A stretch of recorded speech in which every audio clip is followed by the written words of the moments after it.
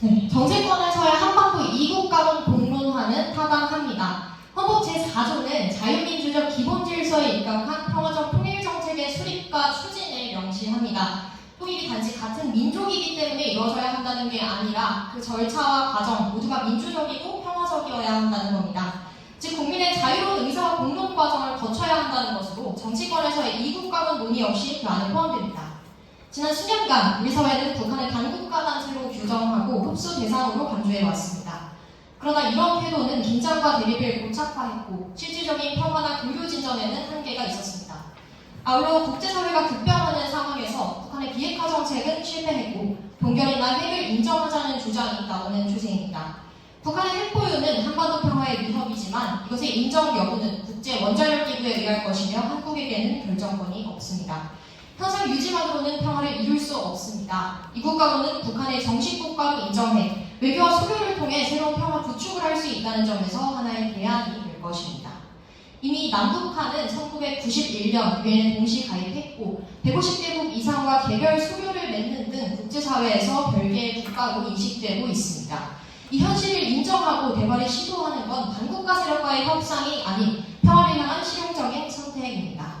서독은 과거 동독과의 관계에서 민족만 주장하는 대신 헌법 애국주의에 기반한 공문장을 만들며 점진적인 통일을 준비했습니다.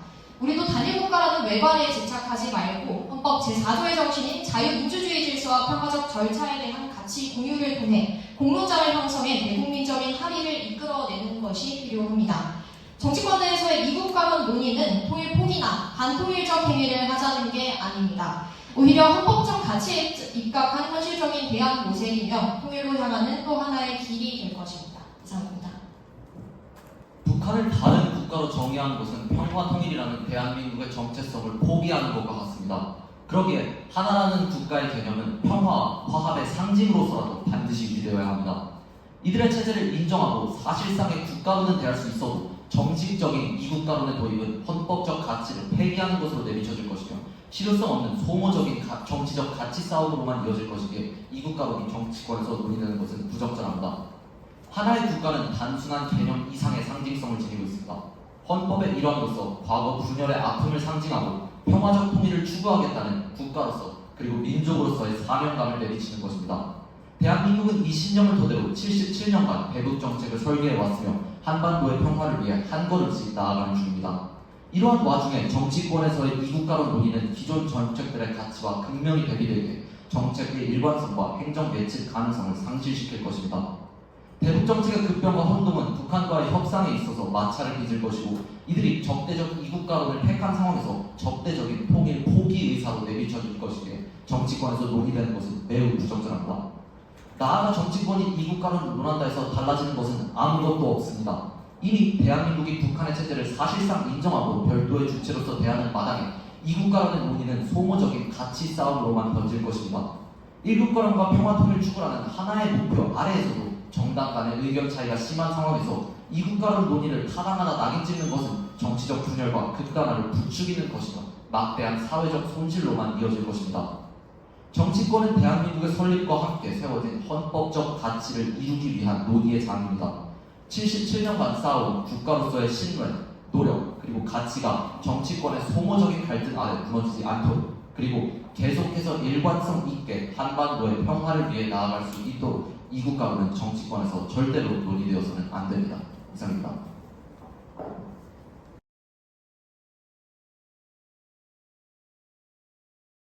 네, 바로 다음으로 주도권 질의응답 첫 번째 주도권 질의응답 반대측 선으로 바로 진행하도록 하겠습니다.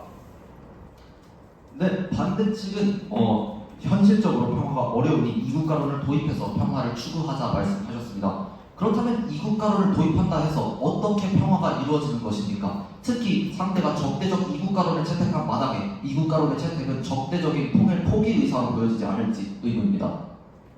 저희는 이국가론이 타당하다는 게 아니라 이국가론 논의가 타당하다라는 것을 다시 한번 말씀을 드리고요. 북한의 목적은 어쨌든 간에 체제 유지입니다. 지금 흡수 통일을 전제하고 반국가 단체로 규정하고 있는 현 상황에서 어떻게 통일 이루기 가능할지에 대한 의문이 제기됩니다.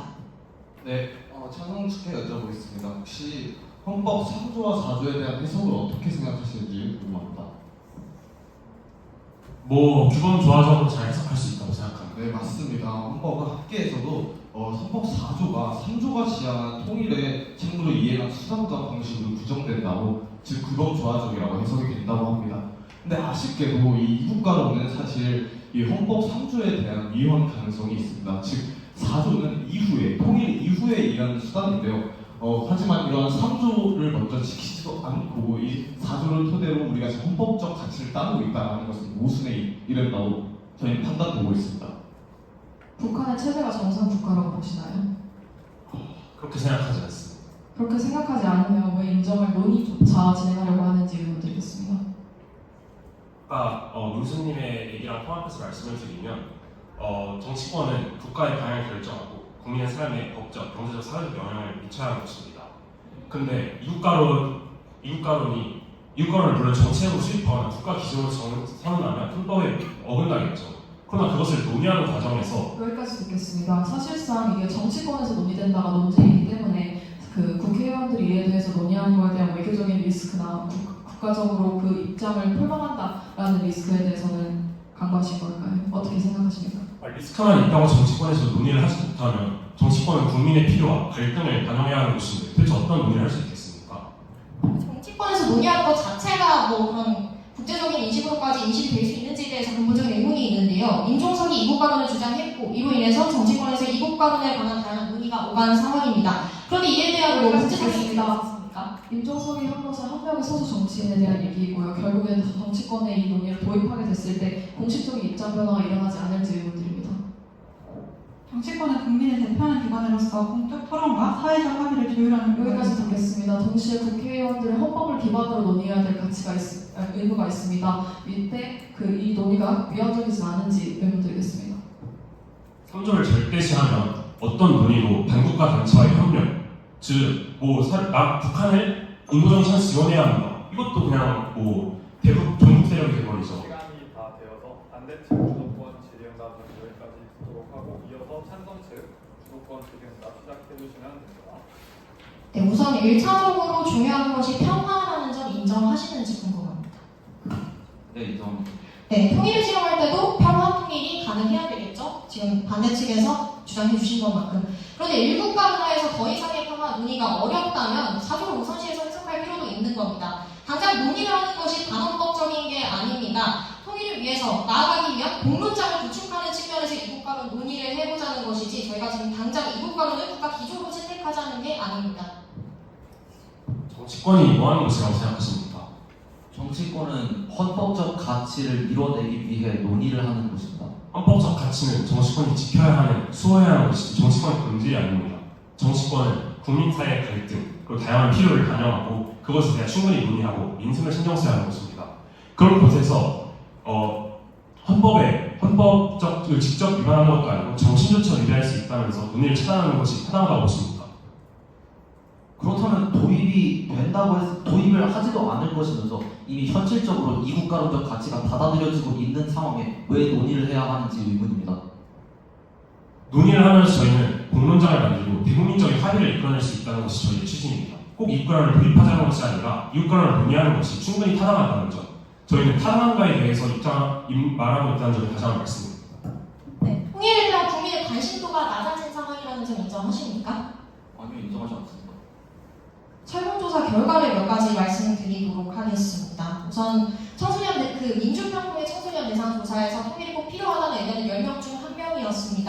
그리고 바람직한 미래상으로 자유로운 왕래가 가능한 이국가를 52.0%가, 단일국가 통일 모델 28.5%가 뽑았습니다. 즉 사회 인식이 변화하는 중이라는 겁니다. 이렇게 통일에 대한 관심도가 낮아지고 평화 추구를 인지하는 상황에서 기존 일국가론화에서 정책을 추진하고 실행한다고 해도 있는 국민적인 합의를 얻을 수는 없을 것입니다. 이국가론이라는 새로운 논의를 시작함으로써 북한을 바라보는 시각에 대한 공통의 합의를 구축을 해보고 결론적으로 꼭 이국가론으로 귀결되지는 않더라도 더 나은 통일 방안을 함께 모색해갈 수 있을 것입니다. 3조와 4조 규범 조합 해석 얘기하셨는데 그러면 그걸 모두 지키면서 통일하는 건 사실 흡수 통일밖에 없다는 점 인정하십니까? 그렇게 인정하지 않습니다. 왜 인정하지 않으시죠? 어떤 방안이 있으십니까? 현재 지금 특수 관계를 유지하면서 우리 관계를 지속적으로 발전시켜 나간다면 평화 통일을 이뤄낼 수 있을 것이라고 생각합니다. 제 말은 평화 과정을 얘기한 게 아니라 정확히 어떠한 통일이 가능한지 말씀드린 겁니다. 평화 통일 그럼 말씀하신 바로 합의 통일이신 것 같은데 합의 통일은 엄연히 상대를 공정한 법적 지위에서 이뤄낼 수 있는 통일이어서 사실상 합의 통일은 헌법 3조를 위배할 수밖에 없습니다. 사실 주장하시는 방법대로 흡수 통일 말고 불가능한 점 말씀드립니다. 두 번째 주도권 질의응답 진행하도록 하겠습니다. 두 번째 주도권 질의응답은 찬성 측 먼저 시작해 주시면 됩니다. 사전에 이국가론이 일부 정치인의 개인적인 의견 표현일 뿐이라고 말씀해 주셨습니다. 하지만 남북 이국가론에 대한 여론조사를 했을 때 찬성이 54%, 반대가 37%로 국민적 동의가 어느 정도 이루어지고 있다는 것을 알 수 있었습니다. 이 점에 대해서 어떻게 생각하십니까? 사실 토론에서 여론이라는 것은 굉장히 위험하다고 생각합니다. 전체적인 표본을 대표하는 것도 아니고 일부의 표본만 가지고 대표하는데 그것이 대표성이 있는지에 대해 저희는 의문이 드는 바입니다. 하지만 정치권은 국민 대표 기관으로서 공적 토론과 사회적 합의를 바탕으로 의견 교류가 이루어져야 되는 곳이라고 생각하지 않으십니까? 그렇다면 반대로 질문드리겠습니다. 질문에 답을 해주시기 바랍니다. 대답이 곤란하시면 다음 질문하겠습니다. 서독 통일 시에 서독이 전통 활동에 따른 일민족 일국가를 버리고 다른 입장을 취했다는 걸 알고 계십니까? 하지만 이들은 마지막까지 이들을 국가라고 인정하지 않았습니다. 저희도 동일하게 여기까지 듣겠습니다. 저희는 국가를 인정했냐 아니냐가 아니라 서독과 동독이 통일 방식을 어떤 방식을 사용했냐를 여쭤보는 겁니다. 서독은 설사 일민족에 따라 못하더라도 헌법 이국주의라는 가치를 들여옴으로써 대국민적 합의를 이끌 수 있는 공론장을 만들었습니다.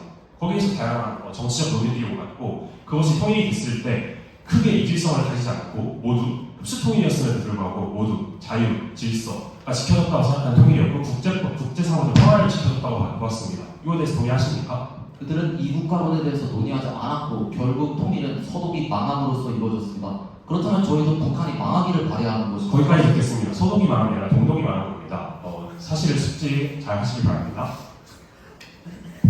네, 북한이 핵 개발을 지속하고 있는 상황에서 일국가론 하에서 평화 구축 가능하다고 보십니까? 네, 아직 가능하다고 생각합니다. 이유가 무엇입니까? 지금까지도 비핵화 논의는 계속되어 이루어져 왔고 여기까지 듣겠습니다.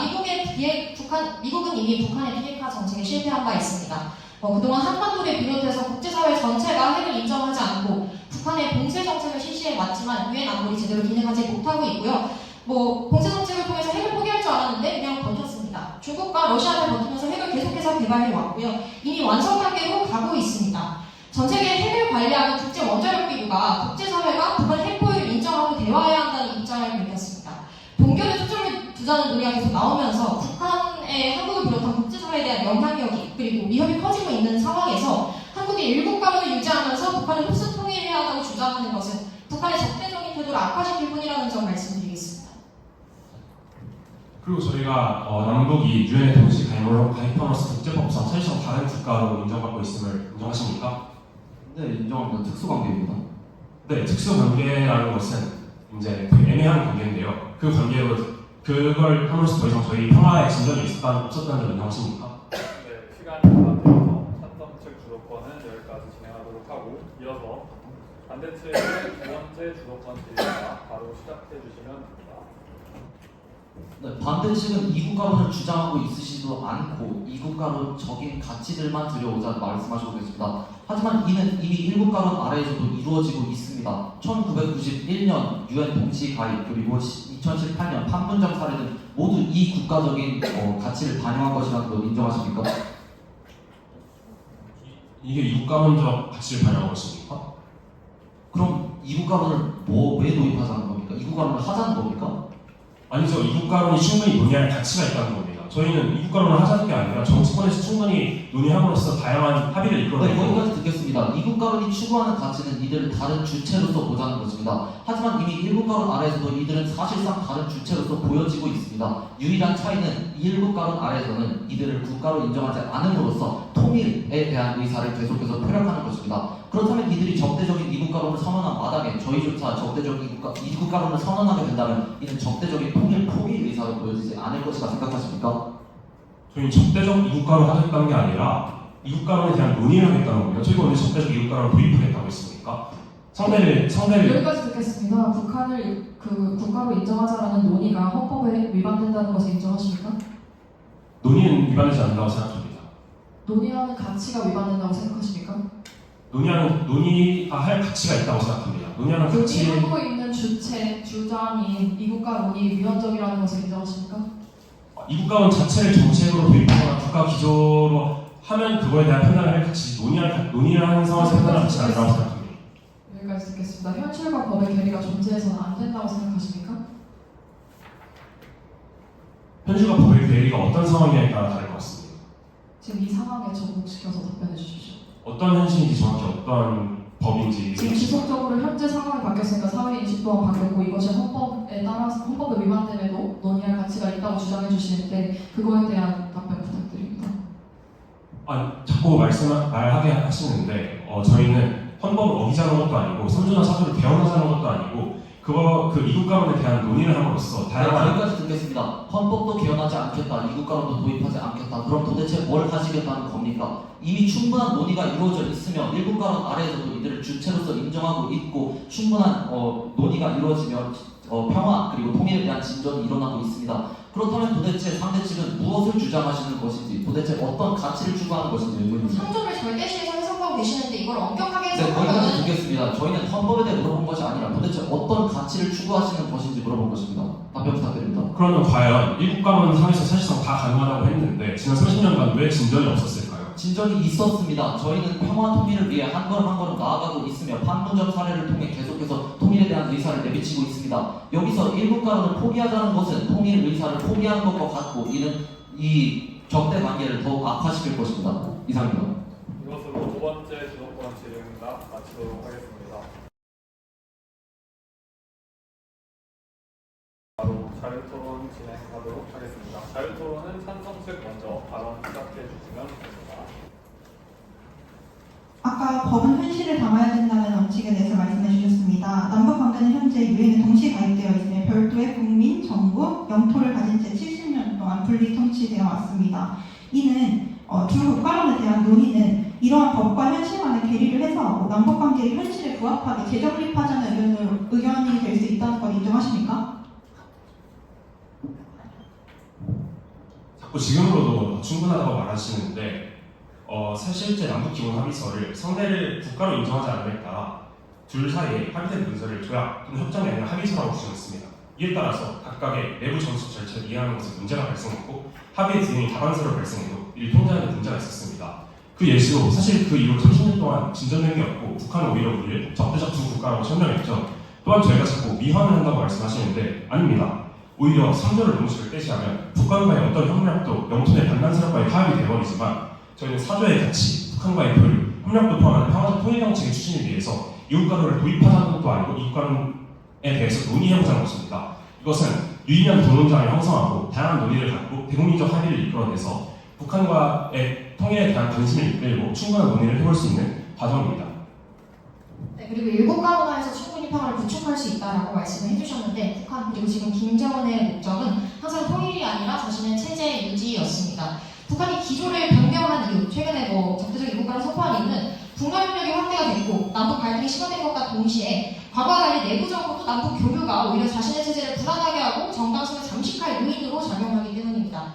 한국이 일국가론을 계속해서 주장하는 건 북한의 체제를 바꾸어서 흡수통일을 하겠다는 것이나 다름없고 외부적 요인이 달라지더라도 내부적 요인은 지속될 것으로 예상되는 만큼 새로운 방안 모색이 필요한 시점이라는 점 말씀드리겠습니다.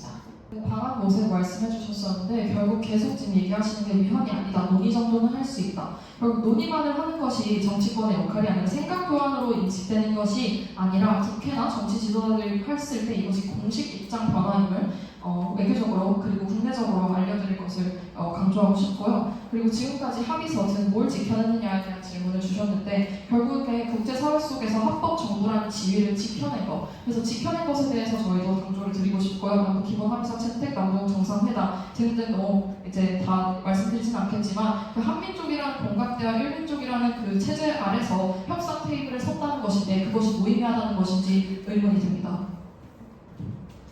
네, 첨언하겠습니다. 상대 측은 계속해서 바뀐 게 없다라고 말씀드리고 있었지만 아까 말했듯이 바뀐 게 많고 그리고 계속해서 70년간 분리 통치가 이어졌기에 다시 재정립해야 한다고 말씀하셨지만 어떠한 대안을 아무 대안도 준비하지 못하신 것이 매우 아쉽습니다. 아무 대안도 없이 이국가론을 도입하자는 것은 오히려 이미 바뀐 것도 없는데 그저 혼란만을 더하자는 것과 다르지 않습니다. 또한 첨언하겠습니다. 이 이국가론에 대한 논의가 지속되면 안 되는 이유가 또 있습니다.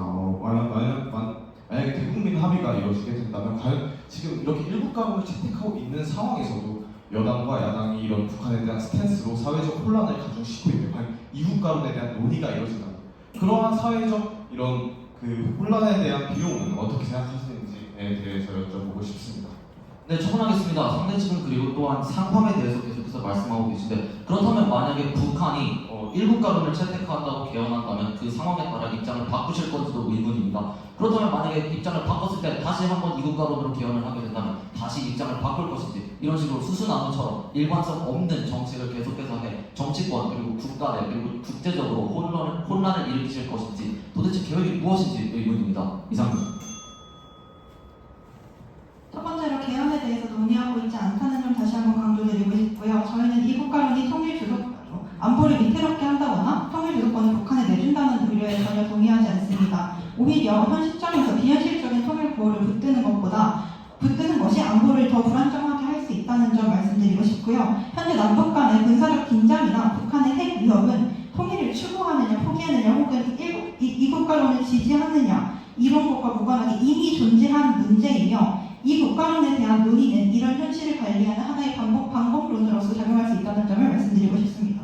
첨언하겠습니다. 방금 말씀해주셨던 것처럼 평화를 위해서 비핵화가 상당히 중요합니다. 북한이 미국의 대북 적대시 정책 철회 그리고 안보 문제를 주장을 하면서 핵 개발을 계속하고 있는 상황에서 이것을 나만이 단독으로 해결할 수가 없고 근본적인 종지를 위해서는 북미 관계 정상화 그리고 우호적인 한반도 정세의 조성이 필요합니다만 일국가론 하에서는 애초에 북한의 단국가 단체를 규정하고 있기 때문에 그것이 불가능합니다. 그렇다면 현재 남한이 할 수 있는 방안 중 일환으로 북한이 체제 위협을 느끼지 않도록 국가로서 인정하는 것도 고려할 필요가 있지 않은지 말씀드리고 싶습니다. 그러니까 바뀐 게 많다라고 얘기를 하시면서 오히려 이국가론을 할 때 어떤 대안을 제시해줄 수 있냐고 여쭤봤는데 지금 토론 논제를 좀 잘못 알고 계신 것 같습니다. 저희는 정책 토론을 해서 어떻게 하면 통일을 이룰까가 아니라 이국가론 논의가 타당한지를 입증한 토론입니다. 이국가론의 논의의 타당성에 대해 자꾸 얘기해 주시지 않고 어떤 묘사를 할 거냐라고 얘기를 해주시는 게 참 의문입니다. 또한 논의만 하는 것이 무슨 상관이냐, 정치권이 논의만 하는 자리냐라고 하셨는데 정치권은 논의가 충분히 이루어야 하는 자리입니다. 저희 논의만 하겠다는 게 아니라 논의가 충분히 이루어져야 할 가치가 있는 자리고 정치권은 국민의 필요와 갈등을 충분히 반영해야 하는 자리인 만큼 통일에 대해서 평화를 원하는 국민들의 그 필요에 힘입어서 충분히 논의가 가능하다는 점 말씀드립니다. 네, 상대 측은 계속해서 이국가론이 방법론을 계속해서 가져올 것이라 말씀하시고 계시는데 일국가론 아래에서도 방법론은 끊임없이 나오고 있습니다. 강대 강으로 나갈 거냐, 평화를 추구할 것이냐 계속해서 나오고 있는 상황에 이국가론의 논의를 허용하자는 건 이 통일에 대한 목표 자체에 대한 논의 그리고 헌법이 설정한 목표에 대한 논의를 추가시키는 것으로서 더욱더 큰 혼란만을 가중시킬 것이라는 걸 말씀드리고 싶습니다. 이미 방법론이 많은 상황에서 이국가론을 도입할 것도 아니면서 이국가론을 왜 논하는지 이미 논해지고 있는데 무엇이 바뀌는지 이것이 왜 타당한 것인지 저희는 아직 의문입니다. 첨언하겠습니다. 아까 개헌의 논의가 아니다라고 말씀을 해주셨는데 결국 논의하는 주제 자체가 위헌일 가능성에 대해서 저희는 말씀드리는 거였고요. 헌법적인 가치 자체를 흔드는 시도라고 말씀드리고 싶습니다. 그리고 아까 우호적인 관계가 필요하다라고 말씀해 주셨는데 지금 일국가론을 채택하고 저희가 다른 국가로 인정하지 않은 상태에서도 지금 북한의 개헌으로 인해서 상황이 평화로 이루어지기 어렵다라는 상황이 포착이 되는데 결국 불필요한 자극으로 인해서 핵 무장의 정당성을 강화하고 남북 대화 채널을 완전히 단절시킨 부분이 아닌지 의문이 듭니다. 또한 이 찬성 측에서는 북한의 적대적 두국가론 때문에 이 일국가론 안에서 평화적인 이런 평화 통일이 불가능하다고 말씀하셨습니다. 하지만 적대적 두국가론이라는 것이 최근에 논의되었습니다. 이전까지 하나의 조선이라는 그 기틀로서 북한은 자리에 왔습니다. 그때 당시에는 문재인 대통령의 판문점선언 같이 이런 평화 통일이 이루어질 수 있는 충분한 시간이 많습니다. 하지만 이번에 잠시 바뀐 이 절대적 두국가론만 가지고서 그리고 이국가론에 대한 논의가 필요하다. 절대적으로 이 평화 통일은 불가능하다라고 말씀하시는 건 너무 단편적으로 바라보시는 것 같습니다. 그리고 다시 한번 말씀드리겠습니다. 이들이 그렇다면 다시 1국가론으로 바꾼다면, 그 이후 다시 2국가론으로 바꾼다면 저희도 계속해서 그에 따라 정치적 갈등을 심화시켜야 하시는 건지 답해 주시기 바라겠습니다. 논의 자체가 헌법 가치에 위반된다고 말씀해 주셨는데 저희는 개헌과는 별개로 헌법 학계에서도 영토 조항은 이미 실효성이 없으며 법과 현실의 괴리를 줄이기 위해서 논의가 필요하다는 견해가 오래전부터 제시되어 왔다는 점을 말씀드리고 싶고요. 또한 아까 남북한이 특수한 분단국가 상황이 그 특수한 관계에 있는 사회임을 인지하고 계셨다고 말씀해 주셨습니다. 저희는 이런 맥락에서 헌법 정신을 해석하여서 확장하여서 헌법이 정한 평화 통일의 이상을 실현하기 위한 단계로서 이국가 공존에 대해서 정치권에서 논의할 가치가 충분하다고 주장하는 바입니다. 네, 더불어서 설명하겠습니다. 현재 89헌과 113호 결정에서는 헌법이 지향하는 통일이 평화적 통일이기 때문에 자유민주적 기본질서에 입각한 통일을 위해서 때로는 북한의 정치적 실체로 인정하는 게 불가피하다고 판시한 바 있습니다. 여기서 주목할 점은 헌재에서도 평화적 통일과 자유민주적 기본질서를 중시했다는 것입니다. 현 시점에서는 북한을 국가로 인정하지 않는 것 자체가 북한에게는 체제 위협으로 다가오는 상황입니다. 김정은이 적대적 구국가를 선언한 배경을 주목할 필요가 있습니다. 김정은의 입장에서 한국을 오랫동안 지켜보니 흡수 통일을 선호하기 때문에 통일에 대한 논의를 더 이상 이어갈 수 없겠다라고 이야기를 했던 바가 있습니다. 북러 협력이 지속되고 있고 내부적으로 국민들은 경제적으로 어려워진 북한의 상황 탓에 이제 한국에 대한 긍정적인 인식이 확대되고 있는 상황에서 한국이 계속해서 일국가론을 주장하는 것은 북한의 입장에서는 체제 위협으로 계속해서 다가올 수밖에 없습니다. 이를 고려해 주시면 감사하겠습니다. 마지막으로 논의가 무슨 의미가 있냐 계속 얘기를 하시고 논의가 정책이나 즉 그런 걸로 연결되는 논의를 한다고 해서 국가의 기조가 되거나 어떤 정책이 세워지는 것이 아닙니다. 다만 논의가 위험하다고 해서 그 모든 논의를 금하는 것은 표현의 자유를 억압하는 것이며 정치권에서 활발한 논의의 장을 닫아버릴 것입니다. 그렇다면 그 어떤 생산적 논의도 나올 수 없고 국민적 합의나 공론장 형성이 불가능합니다. 네, 특수관계 맞습니다. 체제 인정 불가피한 거 맞습니다. 그리고 1국가론 내에서 이 모든 것은 이미 인정되었고 이미 정치권에서 활발히 논의되고 있습니다. 북한에 대한 통일의 방법론을 어떻게 설정할 것인지, 이들과 어떻게 평화를 이뤄낼 것인지 계속해서 정치권에서는 논의가 되고 있습니다. 이러한 상황에 이국가론이 무슨 의미가 있겠습니까? 이국가론이 가져온 것은 아무것도 없고 상대 측이 주장하는 모든 것은 이미 정치권에서 논의되고 있습니다. 그렇다면 달라지는 것은 이들을 국가로 인정할 것이냐 마느냐 이 한 가지뿐인데, 이들을 국가로 인정하는 것은 이들이 적대적 이국가론을 선언한 상황에서 평화 통일 추구를 멈추겠다, 그리고 이들과 똑같은 적대적 태세로 나가겠다라고 오인될 가능성이 매우 높습니다. 그런 이유에서 이국가론 논의는 되어서는 안 된다고 계속해서 주장하고 있습니다. 또한 저희가 계속해서 말하는 건 이 논의 자체가 위헌적이라는 것입니다. 찬성책에서 말씀하신 것과 같이 영토조항, 즉 헌법 제3조는 뭐 개헌되어야 빠져도 된다는 논의가 있다고 말씀하셨습니다. 하지만 이 영토조항 언제 나왔습니까? 바로 1948년 헌법이 처음 제정됐을 당시부터 나왔던 것입니다. 이것은 단순히 어떤 영토가 아니라 우리의 민족의 정체성입니다. 즉, 그 독립운동가들이 민족의 영원이었던 그 하나의 조선, 하나의 국가라는 것을 원하는 그런 정체성인데, 이것을 그냥 빼버리겠다는 말씀하시는 건 무책임하다라고 저희 말씀드릴 수 있을 것 같습니다. 네, 첨언하겠습니다. 현실은 그리고 계속해서 변화해 왔습니다. 하지만 이에 불구하고 저희는 일국가론 체제를 유지해 왔으며 그 안에서도 합리적인 평화 방안을 계속해서 찾아내 왔습니다. 이러한 상황에서 이국가론을 도입한다고 해서 바뀌는 것은 혼란이 가증된다는 것밖에 없다는 걸 저희는 다시 한번 강조드리고 싶습니다. 이국가론은 절대로 논의되어서는 안 되며 바뀌는 것도 없고 합리적이지도 않을 뿐더러 논리적이지도 않습니다.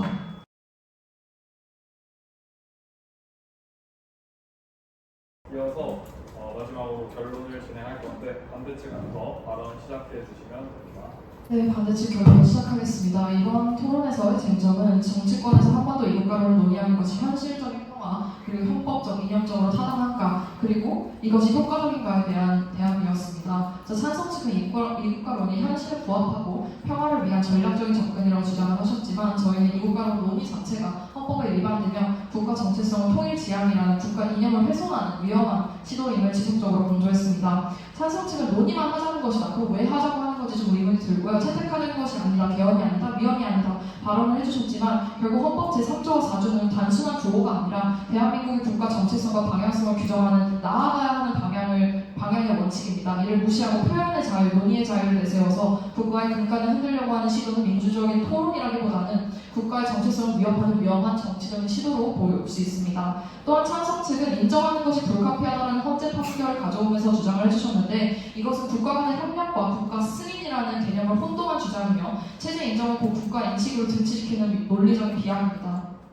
결국 한반도 이국가론의 논의는 대한민국의 헌법적인 가치와 통일 지향이라는 대원칙을 훼손하는 것이며 이 논의가 확대될수록 이 원칙을 수호해야 할 국회의원들과 정치권에서 남북 간의 분단을 더욱 공고히 하고 이 논의의 파급력을 강화하신 겁니다. 그래서 이국가론은 현실을 반영하는 것이 아니라 현실을 굴복하며 이념을 포기하고 책임을 회피하려는 태도이며 이를 정치권에서 공식적으로 논의되는 것이 대국민 통합에도 그리고 한반도 평화에도 도움이 되지 않을 것입니다. 지금 정치권이 해야 되는 일은 평화라는 이름 아래 국가 정체성을 모호하게 만들고 헌법적인 가치까지 위태롭게 만드는 이국가론의 논의가 아니라 국가의 일관된 방향성과 정체성을 지키며 통일을 준비하는 진지한 노력입니다. 북한의 도발과 독재, 반인권적인 행태 앞에서도 우리가 통일을 포기하지 않는 이유는 결국 대한민국이 자유와 평화를 지향하는 나라이기 때문입니다. 저희 반대 측은 이러한 헌법적인 현실 그리고 국가의 탄생부터 고수한 이유와 타당성을 기반으로 정치권에서의 논의가 이루어지면 안 된다는 입장입니다.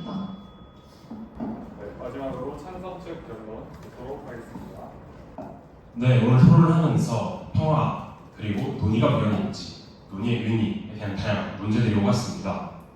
그러나 지금 당장 그대로 있다면 평화는 불가능합니다. 지금 3조와 4조를 아예 어기지 않으면서 하는 통일 방법은 흡수통일 뿐입니다. 저희는 언제까지나 이것을 기다리고 있을 수 없습니다. 그리고 실제로 정권이 바뀔 때마다 손가락 뒤집듯이 바뀌는 대북 정책으로 2030년간 남북 관계는 정체되었습니다. 이것은 김정은이 적대적 중국가론을 말하기 이르렀고 지금 북한과의 관계는 최악으로 치달았습니다. 또한 논의 자체는 위헌이 아닙니다. 헌법 4조는 어머니 헌법 4조를 따르는 정신이 있습니다. 헌법 4조는 단순 통일이 아니라 그 통일이 자유민주주의 지위적 질서에 불과해야 한다고 제한 조건을 줬고 이 헌법 4조는 단일 국가에 호소하는 통일보다 헌법적 가치관과 공론장 형성 또 평화적 질서를 지향하는 그 정신을 엄연히 저희 쪽은 담고 있다는 말씀을 드립니다. 그리고 또 논의의 의미성에 대해서 얘기하겠습니다. 논의는 정치권에서의 논의는 국가 기조나 정책이 직접 되지 않습니다. 정치권은 국민의 필요와 갈등에 대해서 논의를 하는 것입니다. 서독 동독이 자신의 정신만 지키고 일민족 일국가만 고집하면서 논의조차 시작하지 않았다면 통일 전에 유의미한 공론장을 형성하거나 대국민적 합의를 이끌어내지 못했을 것입니다. 그러나 그들은 논의를 시작하고 대국민적 합의를 이끌고 다양한 공론장에서 다양한 정책들을 마련하고 예비를 했습니다. 따라서 통일에 의해서 합의를 이끌어낼 수 있었습니다. 또한 우리가 분명히 하고 싶은 점은 정치권에서의 이국가론 논의는 통일을 부정하거나 헌법을 파괴하는 것이 아니라는 점입니다. 노태우 정부가 수많은 논란에도 불구하고 남북 유엔 동시 가입을 하며 이는 통일을 포기하는 것이 아니라 현실을 인정하고 평화와 교류의 기반을 마련하기 위한 과정이라고 했듯이 현 시점 정치권에서의 이국가론 논의도 평화와 교류를 위한 대국민적 합의를 만들어줄 것이라고 굳건히 믿습니다. 이상입니다.